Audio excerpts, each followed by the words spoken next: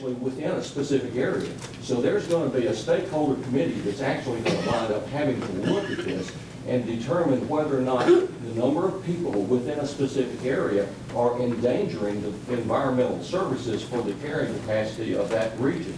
Somebody's got to write that regulation, they got to establish the committee, and to determine all of the parameters that are dealing with that. Now, in addition to this, there is a fiduciary responsibility. Somebody's going to have to sign on the dotted line for all of that money, because this really creates a trust, and those trustees will have to sign on the dotted line.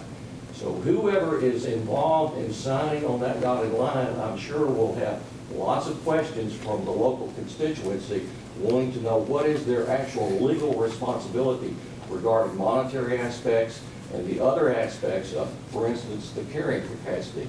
Which if you want to go to Wikipedia and look it up, it's already on the internet. Let me go to the next slide. We only have a couple of slides. Now this one is from one up in Connecticut, and it says they're writing a new plan. In other words, they've already had the plan that you're about to write, but this is coming now, the next plan, and this is what would be your next step as a trustee or a fiduciary officer.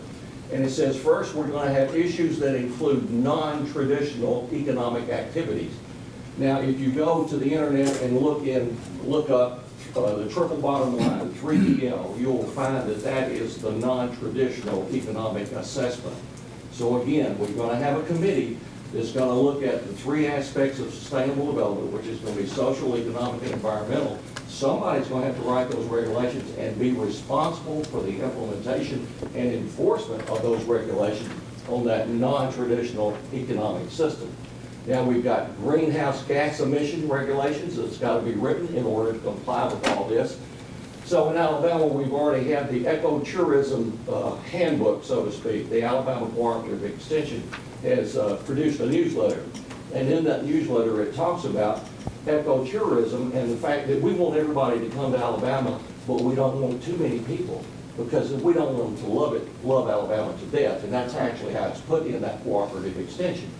So if you can imagine now having lots of automobiles, bus tours, and everything else, we have to limit all that, because we now have greenhouse gas emission regulations tied to the climate change treaty, which is part of Agenda 21 back in 1992. And there it goes on. Greenhouse gas emissions, and right next to it is climate change adaptation measures. Have no idea what a stakeholder committee might be able to write into that. I don't know what restrictions it's going to place on you in this area, whether it's farming or tourism, but certainly there are going to be some. Energy conservation is going to be another big issue. As a matter of fact, the ICC, International Code Council, has a set of regulations dealing with energy conservation that are being adopted through other means. So you would just mirror what's going on in the municipality and county governments dealing with other regulations, so you'll mesh. You may even have a stakeholder committee that involves people from both entities.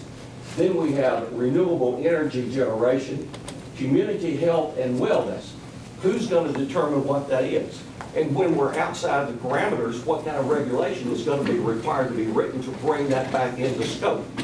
The next one is social equity and justice.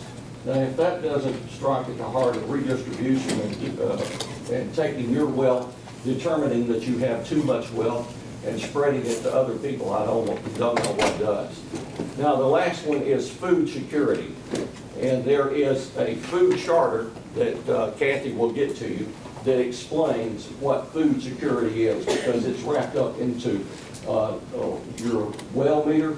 We're going to put meters on your wells to determine whether or not you're drawing too much water from your well. A whole litany of things, all involved in the food security system that you wouldn't think would be there.